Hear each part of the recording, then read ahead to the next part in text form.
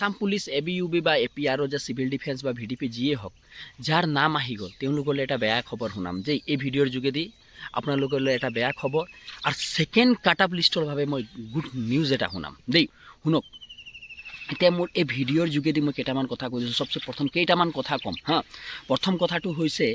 যে আপোনালোকে বাৰ বাৰ সুধি আছে যে সেকেন্ড কাট আপ লিষ্ট আহিব নে নাহিব একদম ফাইনেল কথা হৈ গ'ল সেকেন্ড কাট আপ লিষ্ট আহিব একদম ফাইনেল যদি মাননীয় মুখ্যমন্ত্ৰী আহি কিনি মনে কৈ দিয়ে যে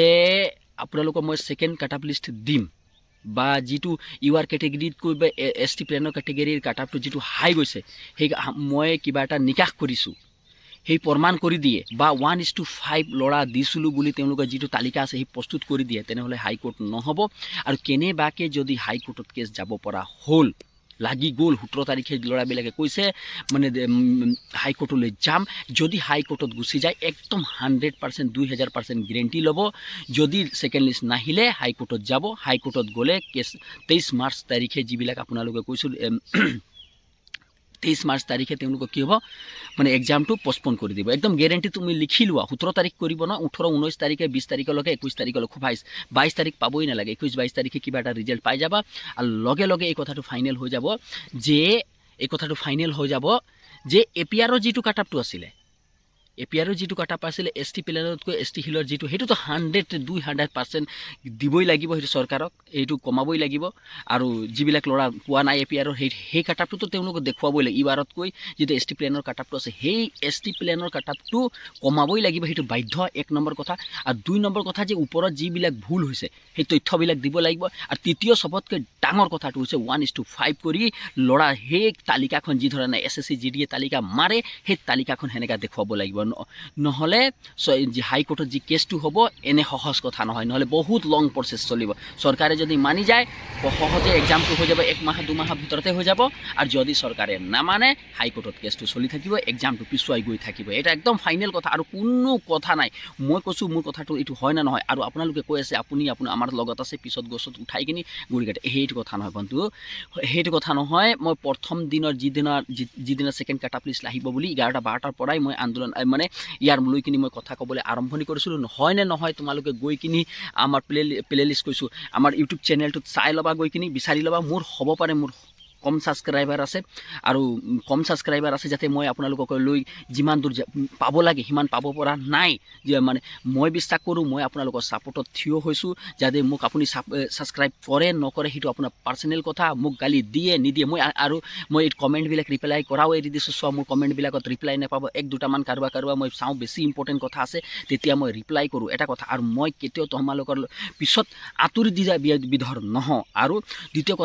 কথা মই যদি ক'বলৈ যাওঁ যিবিলাক কাট আপ লিষ্টত নাম আহিছে তেওঁলোকক বেয়া পাব নালাগে মই তেওঁলোকৰ বিৰুদ্ধে কোনো ধৰণৰ কথা পতা নাই তোমাৰ চোৱা যি ল'ৰাবিলাকে তোমাৰ লগত মানে ৰানিং কৰিছিলে 2 বছৰ দিন তেওঁলোকেও যুদ্ধ কৰিছে আমি যিবিলাকৰ ল'ৰাৰ কাৰণে আমি যুদ্ধ কৰিছোঁ তেওঁলোকে 1-2 নম্বৰ পোৱা নাই নহয় 52 53 নম্বৰ ওচৰা-ওচৰি পাই লৈকে তেওঁলোকৰ নাম নাই হোৱা 0 পইণ্ট কিবা এটা কাৰণে তেওঁলোকৰ নাম নহয় কিন্তু তেওঁলোকে পাব লাগে নে নাপালে লাগে তোমালোকে সেই কথাটো নিজে বিবেচনা কৰিবা একো কথা নাই তোমালোকৰ ল'ৰা কম হ'লে তোমালোকৰ নাম আহিব ল'ৰা বেছি হ'লে তোমালোকে যদি তুমি পঢ়িছা ল'ৰা কম থাকিলেও নাম আহিব ল'ৰা বেছি থাকিলেও নাম আহিব আৰু যদি পঢ়া নাই কম ল'ৰা থাকিলেও নাহে আৰু বেছি ল'ৰা থাকিলে আৰু নাহিব সেইটো কথা এটা ফাইনেল কথা এটা কথা মনত বিশ্বাস থোৱা এইটো কথা ফাইনেল কৰি লোৱা যিবিলাক ল'ৰাই পাছ কৰিছে আৰু যদি মাননীয় মুখ্যমন্ত্ৰী 17 তাৰিখে কিবা বা লাইভত আহি কিনে কিবা এটা নিদিয়ে 17 তাৰিখে তেওঁলোকৰ হাইকোৰ্টত দিব এই কথাটো একদম ফাইনেল একদম চিৰসত্য বাক্য নিচিনা পৰিগণিত হৈছে কিয়নো এইটো কথা মই পুৰা জানো আৰু সেই কথাটোৰ লগত সম্পূৰ্ণকৈ যোগাযোগ আৰম্ভণি হৈছে আমাৰ দ্বিতীয় কথাটো তোমালোকৰ যিবিলাক সেকেন্ড কাট আপ লিষ্ট লাগে তেওঁলোকৰো ন্যায় পাব মানে একদম ন্যায় পাবই সেই কথাটো মই ফাইনেল জনাইছোঁ মই কিমানজনে পাব কি পাব মই সেই কথাটো নাজানো কিন্তু বাস্তৱ ইমান কথাটো জানো তোমালোকে ন্যায় পাবা এইকাৰণে তোমালোকে মনত দুখিত হ'ব নালাগে মই কওঁ যিবিলাক ল'ৰাই মানে পঢ়াই এৰি দিছে অলপ চলপ পঢ়িবলৈ আকৌ পুনৰ আৰম্ভণি কৰা মনত ভাল বিবেচনা কৰা যি হয় ভালৰ কাৰণে হয় সদায় মনত থবা এটা কথা যি ধৰণে ৰাতিপুৱা হোৱাৰ আগমুহূৰ্তত আন্ধাৰে বেৰি ধৰে এতিয়া আমাক আন্ধাৰে বেৰি ধৰিছে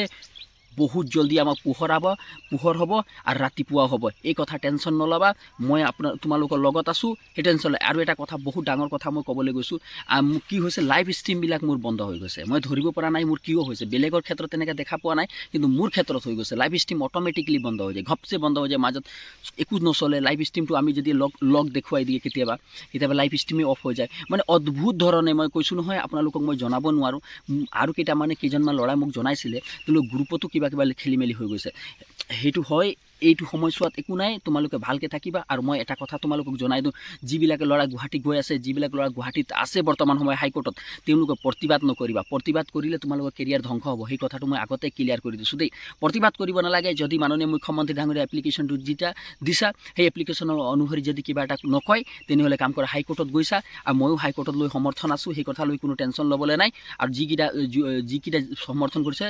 আমাৰ লগত যোগাযোগ কৰক, আমিও তেওঁলোকৰ লগত যোগাযোগ কৰি কিনি কিবা এটা মই একদম ছাপোৰ্টত থিয় আছোঁ, ডিজিটেলি মই সম্পূৰ্ণৰূপে ছাপোৰ্টত থিয় আছোঁ। টেনশ্যন নল'বা, অ'কে। যদি ভিডিঅ'টো ভাল লাগিছে, আপোনালোকে ফ্ৰেণ্ড গ্ৰুপলৈ শ্বেয়াৰ কৰে, যাতে মোৰ কথাটো যিমান মানুহৰ ওচৰলৈ যাব, যাতে তেওঁলোকক কিবা এটা আশ্বাস পাব। তেতিয়াহ'লে ধন্যবাদ। চেনেলটো ছাবস্ক্ৰাইব কৰিব নাপাহৰিবা।